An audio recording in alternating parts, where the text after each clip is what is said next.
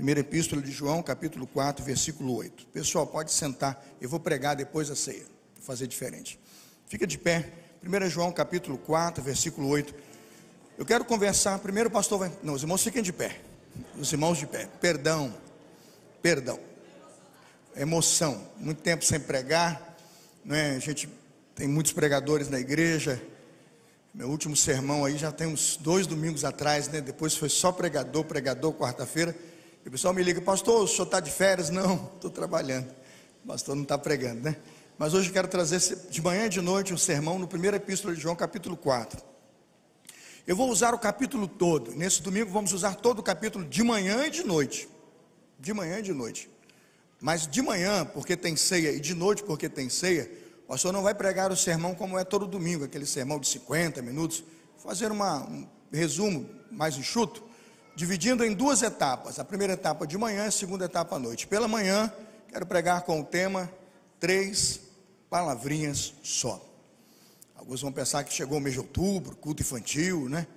O irmão que faz essa arte aqui perguntou: pastor, bota desenho de criança? Eu falei: não, o assunto é sério. Ele pensou que era para fazer uma arte, 3 palavrinhas só. Ele ainda queria botar o trala, lá. Eu falei: não bota não, eu vou falar sério. Nunca, irmãos, 3 palavrinhas tão simples e tão pequenas disseram tanta coisa. Nunca 3 palavrinhas que às vezes dizemos ao acaso e com repetição fazem tanto sentido. Uma palavra com poder. 3 palavras que determinam as doutrinas primordiais do evangelho que nós professamos e da fé que hoje aqui pregamos. 1 João capítulo 4, versículo 8 diz assim, 1 João 4, 8: aquele que não ama, não conhece a Deus, porque Deus é amor. Leiam os irmãos, 1 João 4, 8, só os irmãos.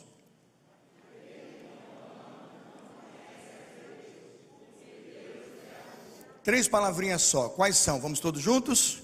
Deus. Mais uma vez? Que Deus nos abençoe pela sua palavra lida. Pode sentar-se.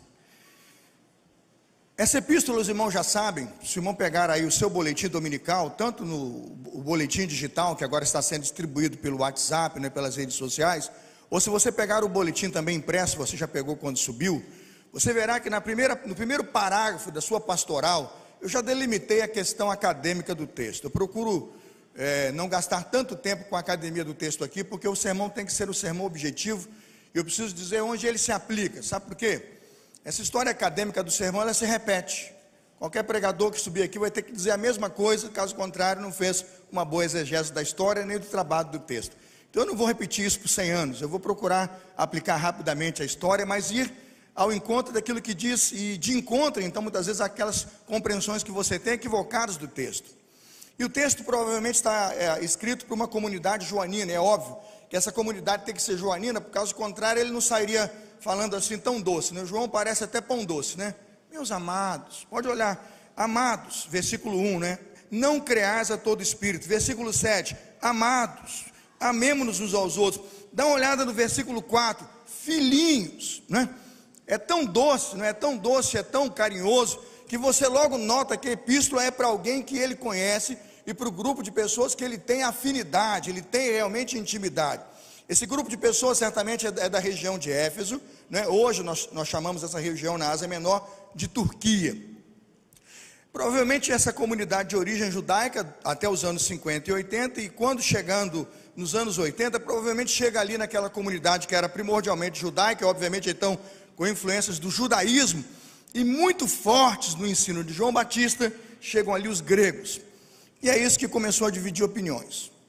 O judaísmo tinha toda a sua estrutura e compreensão e exegese absolutamente no Velho Testamento, e quando chegam os gregos, eles começam a dar maior amplitude à interpretação do texto, e usam a mente grega para interpretá-lo, e aí surge o movimento que chamamos dentro da estrutura religiosa de gnosticismo. Eles estavam defendendo a ideia de que você precisava conhecer a Deus, e só era possível conhecer Deus através do conhecimento. Era muita razão e pouco sentimento, né? Eu já ouvi desse púlpito dizer assim: tenha cuidado com pessoas que pregam com muito sentimentalismo. Eu digo, tenha cuidado com quem prega também sem. O difícil, irmãos, na verdade do evangelho é ser equilibrado a ponto de poder sentir e não se deixar dominar pelo sentimento, desenvolver o que é empírico e ter experiências com aquilo que é para ter experiência, mas saber ser racional e mensurar com razão aquilo que precisa ser mensurado. Apresentar a Deus o culto em sacrifício vivo, não é? Santo e agradável a Deus, mas que é um culto o quê? Racional. Quando vemos os gnósticos entrando na igreja com força, o que eu entendo aqui ser o movimento do gnosticismo é o que João chama aqui de heresia e até de anticristo. Tem gente que acha que anticristo é só Hitler, não é? Stalin, não sei quem, não é?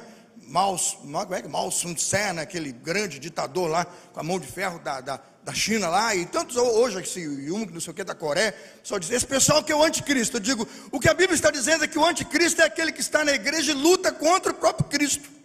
João chamou de anticristo, capítulo 2, 1 João, aqueles que defendiam a ideia de que Cristo não é Deus. Ele dizia, esse está contra Cristo, por isso ele chama herege e diz anticristo.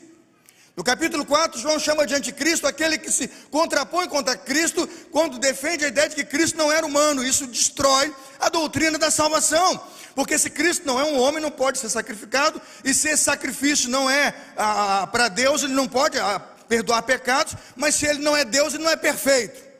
Olha como é que uma coisa anula a outra. Então o sacrifício é incompleto.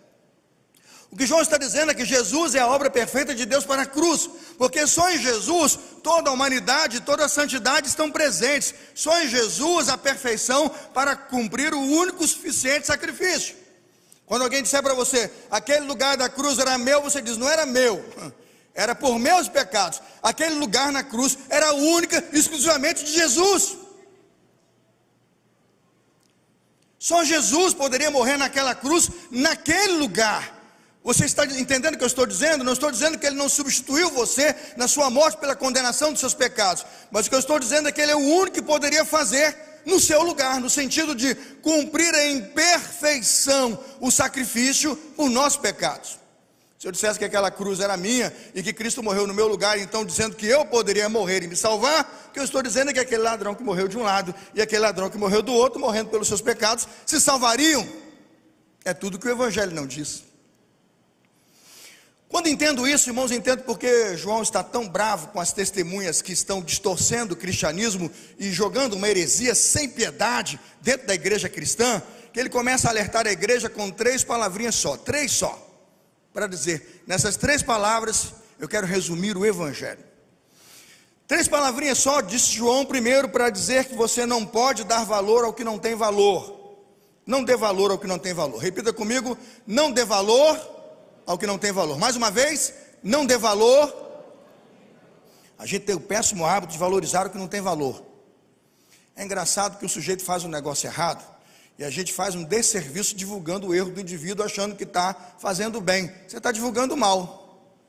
Tem um indivíduo que tinha uma prática criminosa muito desconhecida. Imagina, ele tem uma prática criminosa absolutamente desconhecida. Ninguém sabia, ele cometeu o delito, então foram lá, disseram, ó, crime.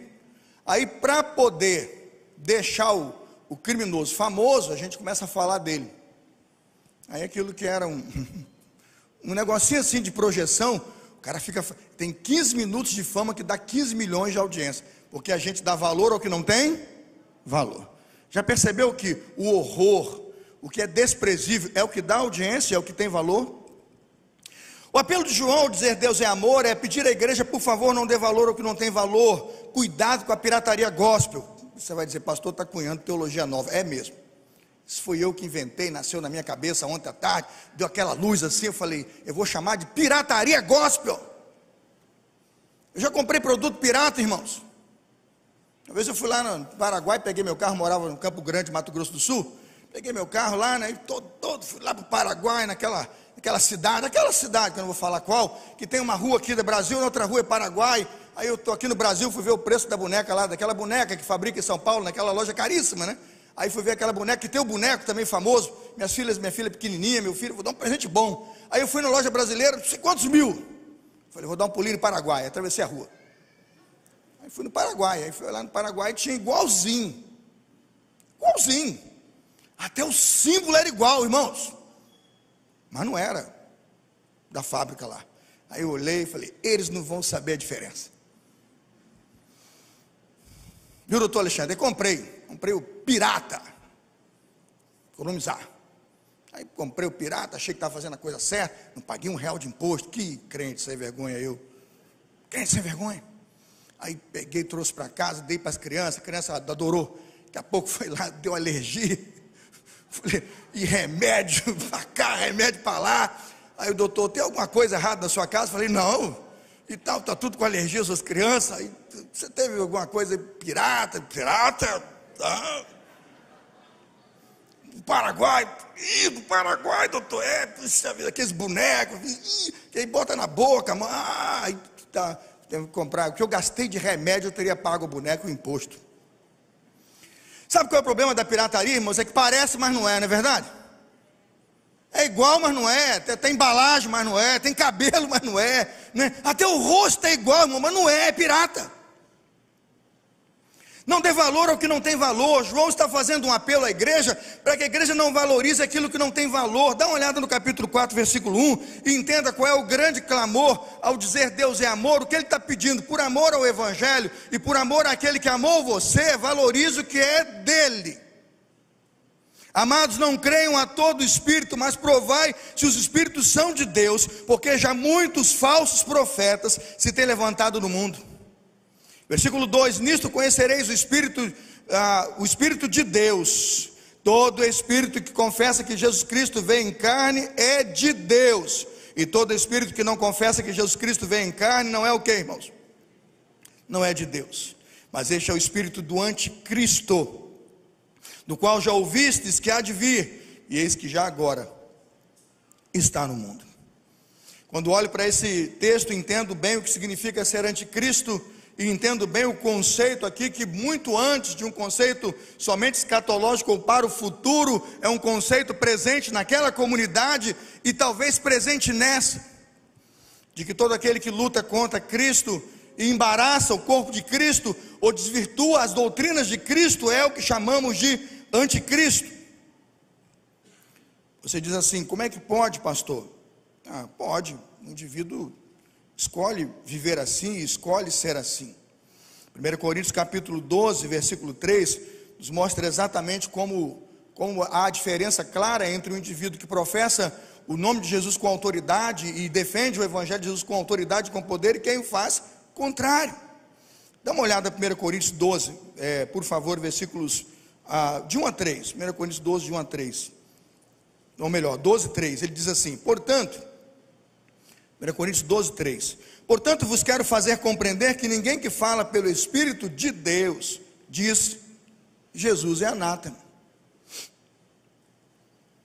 O indivíduo que fala com seriedade as percepções do Evangelho, o poder do Evangelho, nunca vai dizer Jesus é anátema. Aí você diz assim, pastor, mas como é que alguém vai dizer que Jesus é anátema? Irmãos, quando diz aquilo que Jesus não é, quando ele distorce a doutrina, quando ele mistura as coisas. Você imagina um indivíduo que quer falar de Jesus e faz de Jesus uma piada, por exemplo, uma piada do Redentor, do Rei dos Reis, o torna uma chacota.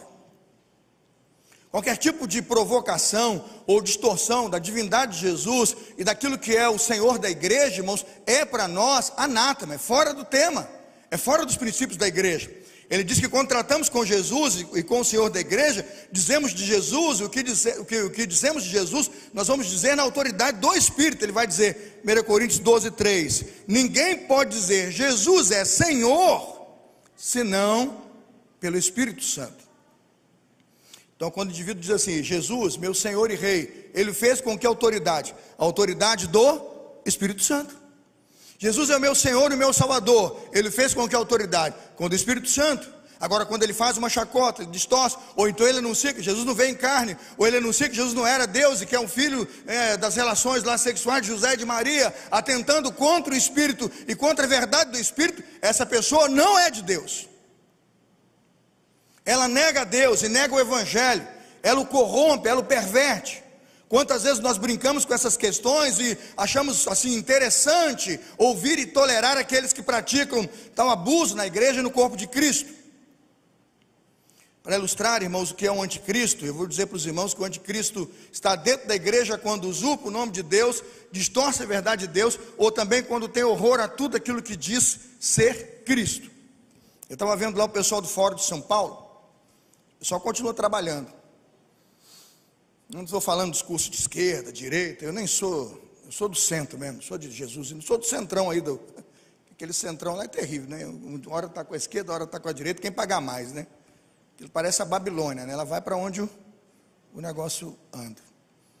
Sou político, sou pastor. Mas eu estava lendo essa semana, 31 de agosto, a matéria, e depois saiu no dia 2 de setembro, outra matéria. 31 de agosto e 2 de setembro. O jornalista Paulo Enéas. Ele diz assim: Secretaria de Educação do Estado de São Paulo vai abolir a menção da era cristã no material didático. E começa a mandar projeto. Qual é a tese do pessoal lá? Do Estado de São Paulo, e que já estão aqui no Rio, estão em outros estados, e eles vão bater para esse negócio entrar. O negócio é modificar. Eles não querem mais que use a ideia de ACDC, antes de Cristo e depois de Cristo. Não querem mais que o calendário no ano zero diga ACDC. Eles vão acabar com isso. Todo o material didático vai ser reformulado. Tem que tirar o AC e o DC antes de Cristo e depois de Cristo. Qual é a tese? Isso aparece nos livros de história. Isso está nos livros de história para registrar que Cristo então veio e marcou definitivamente a história antes dela e depois dela. E os teóricos da história agora querem que seja era comum, antes da era comum. Vai ser, como é que é? AEC, antes da era comum, ou EC, era comum. Por quê? O argumento apresentado pelos autores lá, e que já estão trabalhando nisso, ainda que o governador dia 2 tenha se pronunciado dizendo que Deus nos livre disso, em tempo de eleição Deus aparece. Em tempo de eleição Deus aparece. O argumento apresentado é que a denominação original refere-se ao ano do nascimento de Jesus, e os autores dizem: nem todo mundo é cristão, então a gente tem que usar uma coisa mais neutra. Mas na verdade o que a gente tem é horror a Cristo. O horror é a Cristo, é o Evangelho. O horror é a Cristo, é o que Ele ensina. O horror é a Cristo, é a palavra que nós pregamos. Por isso que João está preocupado quando a igreja, dentro da própria igreja, não ergue Cristo, porque ele está dizendo: já tem muito anticristo por aí, e que ele não se insurja dentro da igreja. Por isso ele diz: amados, não creas a todo espírito. Para combater isso ele diz: conheça a Deus, versículos 6 a 8, conheça a Deus, 1 João 4, 6, nós viemos de Deus, todo aquele que conhece a Deus nos ouve, mas quem não vem de Deus não nos ouve. Dessa forma reconhecemos o espírito da verdade e o espírito do erro. Olha só, dois espíritos numa mesma comunidade. Mas ele diz, versículo 7, amados, amemo-nos uns aos outros, pois o amor procede de Deus. Aquele que ama é nascido de Deus, aleluia, conhece a Deus. Quando nós professamos aquilo que tem valor, irmãos, nós precisamos confiar no poder de Deus. Versículo 4, irmãos, vamos ler todos juntos? 1 João 4, põe na tela para mim, versículo 4, pode pôr, se nossa equipe estiver me acompanhando. Vamos todos juntos, vamos ler? Filhinhos, sois de Deus. Por quê? Maior é o que está em vós do que o que está no... E aí vem o recado para você. Esse primeiro recado é: não valorize aquilo que não tem valor e combata aquilo que não tem valor. Não divulgue aquilo que não tem valor. Não aceite aquilo que não tem valor. Não deixe que pregue e diga aquilo que não tem valor. Vamos valorizar o que tem valor. E esse então é o segundo ponto. Das 3 palavrinhas que prego hoje, elas estão escritas para que você valorize aquilo que realmente tem valor. Deus é amor. Priorize aquilo que é maior do que você e priorize aquilo que é mais importante. Quando entendemos a expressão Deus é amor, precisamos compreender o que ela diz de fato. Veja o que ela diz de fato. 1 João 4, porque aquele que está em vocês é o que, irmãos? É maior. 1 João 4, porque aquele que está em vocês é maior do que aquele que está no mundo. Valorize aquilo que tem valor. Deus é mais, irmãos. Deus é maior. Eu não posso trocar Deus por uma heresia, porque Deus é maior. Eu não posso trocar Deus por uma mentira, porque Deus é maior. Eu não posso acompanhar uma distorção, um equívoco, algo que não tem valor e algo que vai criar desvalor e falta de alicerce, de estrutura na minha vida, porque eu estou trocando o que é bom pelo que é ruim. É a pirataria gospel. Eu deixei de ter o que é verdadeiro, que é um produto, eu diria 100% conselho espiritual, para aquilo que é uma vergonha e um vexame dentro do Evangelho. Aquele que está em nós, aquele que está em vocês é maior do que aquele que está no mundo. 1 Coríntios capítulo 13, versículo 13. 1 Coríntios 13, 13 diz: fé, esperança e amor. Agora a última frase, 1 Coríntios 13, 13. O maior destes é o quê? Por que não falou o menor? Para a gente valorizar o que tem valor. Fé, esperança e amor. E o pastor Henri pregou domingo aqui, mais de uma hora. O amor é maior. Quando lemos um texto como esse, entendemos o que significa vencer o mundo e ser um vencedor. O próprio Jesus disse: eu venci o mundo. Ou seja, somos vencedores por quê? Porque tem valor. O que é sem valor? Tudo aquilo que parece, mas não é. Abra para mim 1 Coríntios 13, bota o versículo 2 primeiro, pode botar? 1 Coríntios 13, 2, Rodrigo, bota na tela, olha lá. Vamos dar uma olhada nas posturas do que é sem amor e do que não tem valor. É só você parar na vírgula, tá? Na última vírgula você para e você vai entender. Parece, mas não é. Está fazendo, mas não tem sentido, olha lá. Ainda que eu tenha o dom de profecia, saiba todos os mistérios e todo o conhecimento, tenha uma fé capaz de mover montanhas, se não tiver amor, o que acontece? Então você tira a frase, se não tiver amor nada seria, e entenda que nada é sem. Agora lê tudo isso sem a última frase lá. Eu tenho dom de profecia, falo mistérios, tenho conhecimento, tenho fé capaz de mover a montanha. Tira a expressão, não tem amor, e digo lá, nada é. Entendeu? É nada. Eu falo, pirataria gospel. O camarada está forjando uma religiosidade que para Deus significa o que, irmãos? Nada. Ele está forjando uma ação que para Deus não representa nada. O que ele está dizendo é que quando pratica sem amor, nada. Para piorar a situação, dá uma olhada no versículo 3. Bota o 3. Vamos dar uma olhada no 3, Rodrigo, passa para mim. Olha como é que piora e muito. Eu posso dar aos pobres tudo que possuo, entregar meu corpo para ser queimado. Aí ele vai dizer a justificativa. Sem amor, o que acontece, irmãos? Pirataria gospel. É uma falsificação. Imagina você pegar uma nota de 200 falsa, e o banco pede de volta dizendo que não tem valor. Você trabalhou, te deram a nota e pagou. Aí você vai lá resgatar o valor. Aí vão dizer, não é falso, não tem valor. Já pensou, Oswaldo? Que tristeza. Tirou seu sangue, suor, seu tempo, hein, Floriano? Imagina.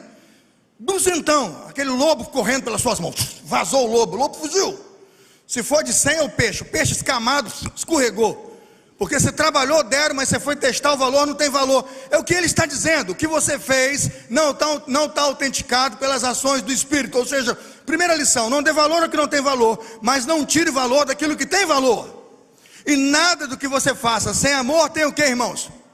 Valor nenhum. Nunca essas palavras tiveram tanto sentido e fizeram tanto sentido na minha mente ontem. Eu chorava com Deus à noite ontem, às 8 horas, quando ainda meditava e pensava o que diria nesta manhã. Eu falei, Senhor, eu quero compreender isso, eu preciso viver isso, eu preciso ensinar isso, a igreja precisa entender, porque esta frase, retirada da última linha, mostra, nada vale. Porque se o egoísmo for o que me move, se o interesse for o que me move, se a ação não é espiritual, não há reino de Deus aqui. Não valorize o que não tem valor, mas não deixe de valorizar, não deixe de dar valor ao que realmente tem valor. E o valor das coisas está no amor com que você pratica essas verdades. Sabe o que João diz para nós? Nós vamos terminar para tomar a ceia. Nada de valor procede do mundo, irmãos.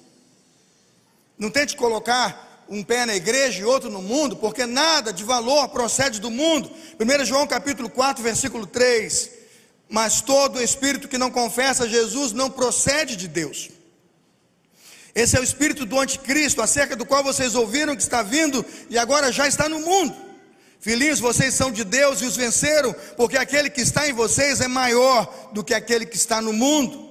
1 João 4, 5. Eles vêm do mundo, por isso o que falam procede do mundo. E o mundo o quê? O mundo os ouve. Se ouvem o que é do mundo e gostam do que é do mundo, é porque são do mundo. E a Bíblia diz que nada de valor procede do mundo.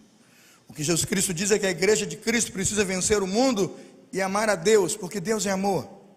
1 João 16, 33, ele disse, eu venci o mundo, Jesus Cristo disse.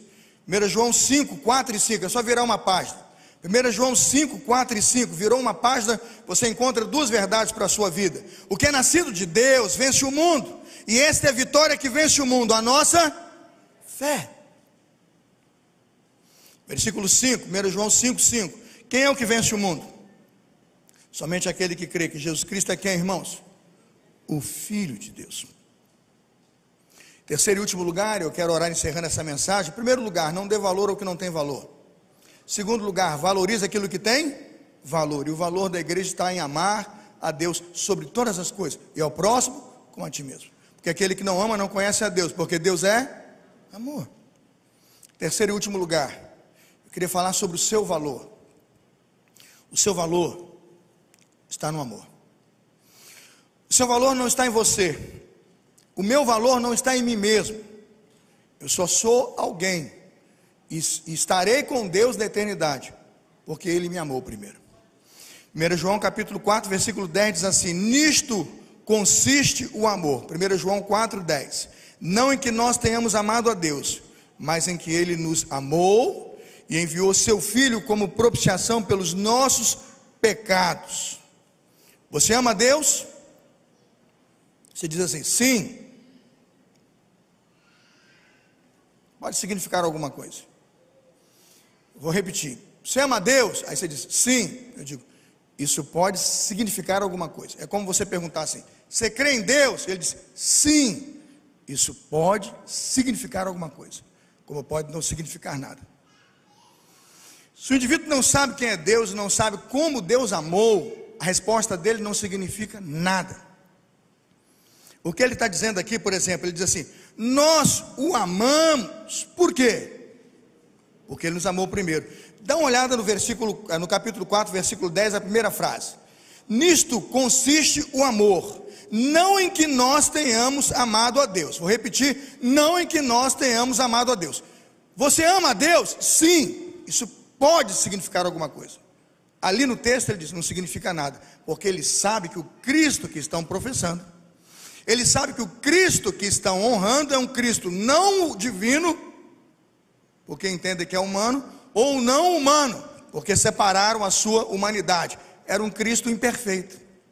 O que ele está dizendo é que declarar esse tipo de amor a um Deus imperfeito não representa nada. Agora o que ele está dizendo, corrija a sua fé por um caminho onde ela tem coerência e firmeza.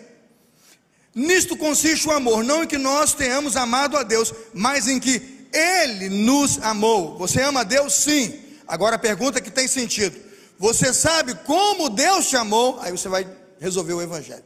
Ele me amou enviando o seu único filho, que é 100% Deus, 100% homem. Ele me amou enviando aquele que não tinha nenhum motivo e nenhuma necessidade de vir aqui e morrer por mim, para que em toda a perfeição, santidade, justiça e pureza, aquele que é perfeito, desse a vida dele para me salvar. Aí você diz, você ama a Deus? Sim, eu amo ao Deus que enviou seu filho, que foi morto na cruz do Calvário e ao terceiro dia ressuscitou. Eu amo a Deus o Cristo, Jesus o Cristo, o verbo encarnado, que veio, habitou entre nós e nos deu a vida eterna. Sim, eu amo a Deus. A igreja compreendeu? Diga amém. Isso faz toda a diferença. Você vai perguntar para um político em tempo de política se ama a Deus, ele vai dizer que sim. Você vai perguntar para uma pessoa que mora no Brasil, que vem do catolicismo apostólico romano, que beija estátua, acende vela, tem um São Jorge, tem uma espada debaixo da coisa, tem fubá com farinha dentro da cama, e um monte de coisa, mas ele diz sim. O que ele está dizendo é que este amor é uma derrota. Este amor não vai levá-lo à presença de um Deus restaurador, porque esta vida de fé nega a fé do Evangelho, nega as doutrinas da salvação. Mas quando você lê um texto como esse e entende o que chamamos de consistência do Evangelho, capítulo 4, versículo 10, 1 João, nisto consiste, é a consistência, é igual bater a massa, né? Você bate a massa do bolo, tem que ter consistência. Enquanto não for consistente, você não vai botar o bolo no forno, não está bom, não está pronto. Nisto consiste a consistência do Evangelho, a verdade do Evangelho, ela se sustenta não em que nós tenhamos amado a Deus, porque você pode dizer que ama a Deus, isso não significa nada, mas reconhecer que Ele nos amou quando enviou seu Filho como propiciação pelos nossos pecados. A fé, irmãos, a fé cristã não descansa. A fé cristã é ativa por meio do amor. Martinho Lutero diz assim, eu coloquei no seu boletim: fé e amor perfazem a natureza do cristão. A fé recebe, o amor dá. A fé leva a pessoa a Deus, o amor a aproxima dos homens. Por meio da fé, ela aceita os benefícios de Deus. Por meio do amor, ela beneficia os seus semelhantes. Sabe o que Lutero está dizendo? Que a fé sem amor é morta. Não, pastor, quem disse isso foi Tiago. Não, Tiago diz: a fé sem obras é morta. O que Lutero não aceitou, ele disse. Ele não aceitou, mas ele disse: a fé sem o amor é morta. Porque a Bíblia diz que o mundo conhecerá se nós nos amarmos como Cristo nos amou. O mundo espera ver o Evangelho de Deus através das pessoas de Deus, quando cada pessoa que está neste culto e nos ouve nesta manhã reconhecer que nós só temos valor porque o amor de Deus nos resgatou, e que antes mesmo que nós pudéssemos amá-lo, Ele nos amou primeiro. Que para tanto o Senhor nos abençoe.